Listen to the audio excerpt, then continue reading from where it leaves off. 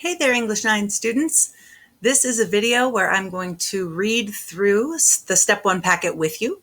For those of you who maybe struggle with staying focused while you read, this will be helpful. So go ahead and open up your Step 1 document and read along. In Step 1, we're going to analyze the model, and everything is about exploring Peru.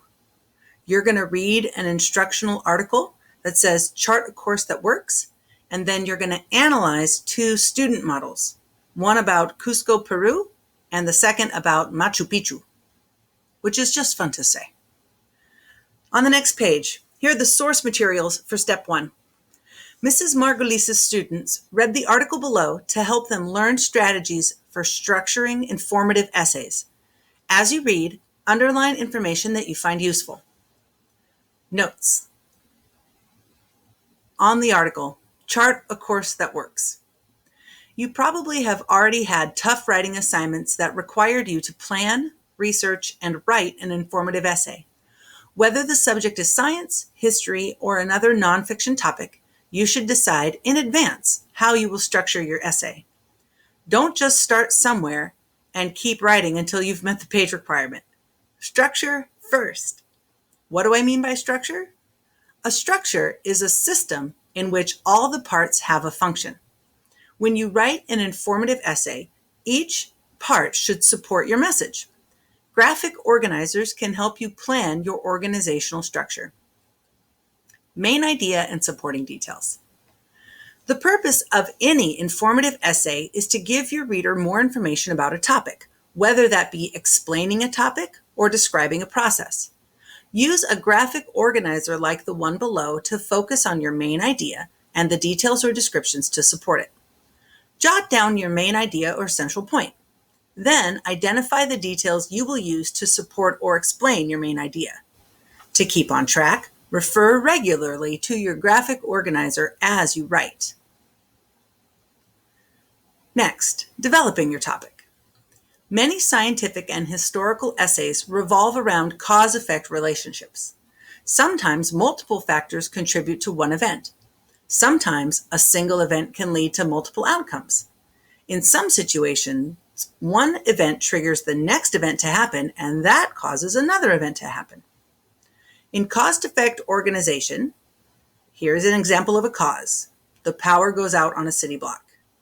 And then there are three effects. Cars move slowly without traffic lights. A woman can't finish her presentation for work. A man cannot find his car on a street without streetlights. A power outage affects people in multiple ways. The second way to develop might be multiple cause organization. Obesity begins with poor childhood nutrition. Many teens don't get enough physical exercise. Limited access to healthy food options leads to poor eating habits. All of those causes lead to the same effect. The number of obese teenagers is on the rise. Teenage obesity is caused by a number of factors. A third organizational structure is chronological order. Events happen in a chronological order, which means that one event follows another. There is a sequence of events that occur in time order. First, then this, then, and finally. On your Google Doc, answer the question, what are some events that could be told in chronological order? Go ahead and pause the video now, hop on over to that Google Doc, and answer that question in a complete sentence. Hey, welcome back. Continuing on, in the next part of Step 1, we are going to analyze two student models for Step 1. First is Ken. Ken structured his informative essay topically, relating the main idea first, followed by its supporting details. Read his essay closely. The red side notes are comments made by his teacher, Miss Margulies. They're not red on yours, they're just off on the side. Before we read, let's look at the model. Ken's main idea is that Cusco is a unique city. And then he's going to have support details. One paragraph about history, one paragraph about architecture, a third paragraph about festivals and food, and finally, a fourth support paragraph about prestigious awards. Cusco, Peru, by Ken Norris. In southeastern Peru, nestled in the Andes at a height of 11,200 feet above sea level, is one of the world's most amazing cities. It's Cusco, or Cusco, as it's called in the ancient Incan times, a name which means navel of the earth. Perhaps the most amazing thing about Cusco is its history. The city is said to be one of the oldest inhabited developments in the Americas. The earliest inhabitants were the Quilchi. Their culture was dominant in the area for over 1,000 years. The next important group in the area were the Incas. Their civilization began in the 12th century, and by the early 1400s, the Inca Empire began to expand very quickly. Sometime around 1450, the Inca king, I don't know how to say this, guys, Pachacutec? Sure, fake it till you make it, developed Cusco into the capital of the empire. The city was designed in the shape of a puma, and 2 rivers were diverted with canals to prevent flooding. By 1500, Cusco was one of the richest and most important cities in the Americas. The teacher note over on the left, good chronological account of the history of the area. You'll notice it's chronological because this paragraph is in order of time. But then something new happened on the continent. Spanish conquistadors arrived. The Incas were involved in a civil war.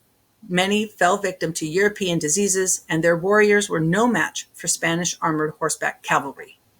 In 1533, a Spanish force of just 180 men under Francisco Pizarro took the city.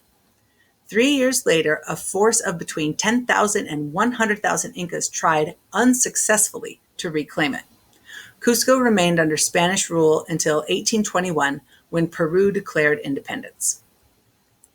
One of the results of the Spanish conquest was the remarkable mix of architecture in Cusco. The Inca stonework and precious metals were like nothing Spaniards had ever seen. Great blocks of stone were so accurately cut that there was no need for mortar. One such block that remains as part of a wall weighs over 30 tons.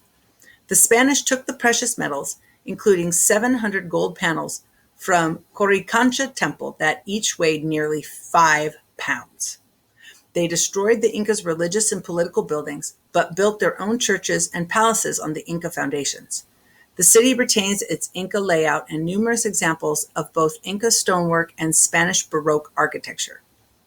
The teacher's note, very interesting to learn how the Spanish and Incan influences both remain in the city. A modern visitor to Cusco will delight in the city's festivals, its indigenous foods, such as the famed cuy, roast guinea pig, its temples and palaces, and its sacred history. Then the teacher asks, did the Spanish conquistadors have an influence on these festivals? For these and many other reasons, Cusco is a most amazing city. It is no wonder that it has been called the archaeological capital of the Americas and has been named to, I don't know how to say that, UNESCO. It's some sort of historical site, I think, or historical group of people, which we might look that up. It is on the Cultural Heritage List, and it's also a World Heritage Site. So, for Ken's essay, please discuss at least 2 reasons why Cusco is considered a World Heritage Site. Cite text evidence in your discussion. So on your Google Doc with this, you can take a moment now and go and list that.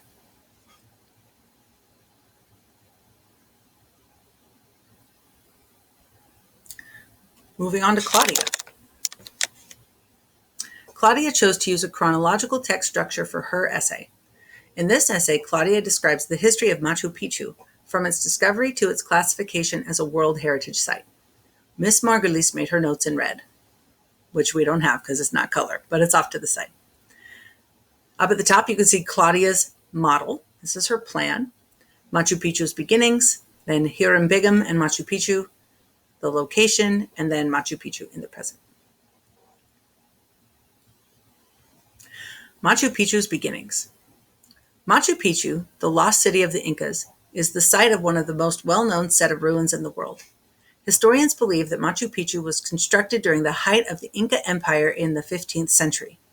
About 100 years after it was built, Machu Picchu was abandoned, though historians are not sure of the exact reason why.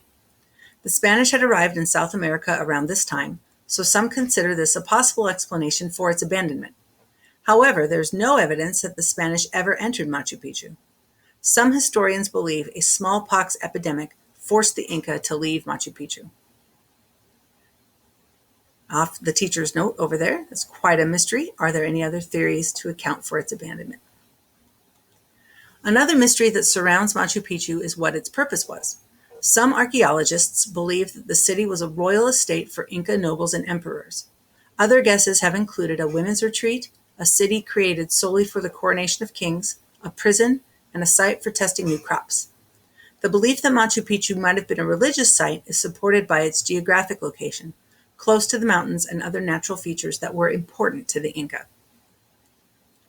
Hiram Bingham and Machu Picchu. Hiram Bingham, an American archaeologist, was searching for the Incan city of Vilcabamba when he arrived at Machu Picchu in the summer of 1911. Bingham and his team of explorers walked on foot and traveled on mules to journey from Cusco to the Urubamba Valley in Peru. A farmer told them of the ruins at the top of the mountain. On July 24th, led by a small group of peasants and an 11-year-old boy, Bingham first saw Machu Picchu. The teacher notes, think about including more detail in this paragraph, such as how long did the trip take? Continuing on, Bingham excavated artifacts from the site and brought them to Yale University. He also wrote a book called The Lost City of the Incas that promoted many eager tourists to travel to Peru and make the same journey Bingham had made along the Inca Trail. Machu Picchu was no longer known to just the local peasants, but had become a travel destination for the world. In the history books, Bingham is listed as the person who made Machu Picchu known to the world, but it is believed that missionaries and other explorers had arrived at Machu Picchu in the 19th and early 20th centuries. The teacher noted, I see why he wouldn't be named as the person to discover Machu Picchu, since it had never been lost. Location. Machu Picchu is located in the mountain forests of the Peruvian Andes. Terraces, walls, and stairways peek out from the sloping mountains, creating a site that is beautiful to the eye. The Incas used stones to hammer the larger stones together snugly without mortar. The site has terraced fields and a complex irrigation system that would have been useful in different sectors of the city, including a farming zone, a royal district, a sacred area, and a residential neighborhood. The teacher notes, the Inca were an advanced society. Strong facts support the theories you present about the site's purpose. Machu Picchu in the present. In 2007, Machu Picchu was named one of the new 7 wonders of the world. It is Peru's most visited site, as well as South America's most famous ruins. To protect the ruins and prevent mountainside erosion, the government has taken steps to ensure that tourists exercise proper care when visiting the site. Now, on your Google Doc, answer the question, why is Machu Picchu known as the lost city of the Incas?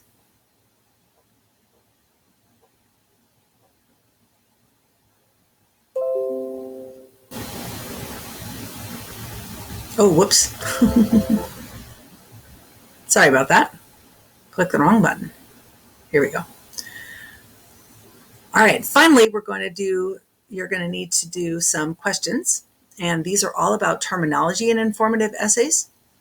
So you'll see the term there on the left part of the table, the explanation in the center, and then you'll need to provide an example from student essays. Yours looks a little bit different because this is just a picture of the actual table. Yours you should be able to fill in. I'll give you a hint on this one. Domain-specific vocabulary is going to be the hardest one. You need to find a word or term that is not used in everyday conversation. Everything else, you should be able to use the information about text structure up at the top and find examples. And then finally, which essay provided more details to support its main idea?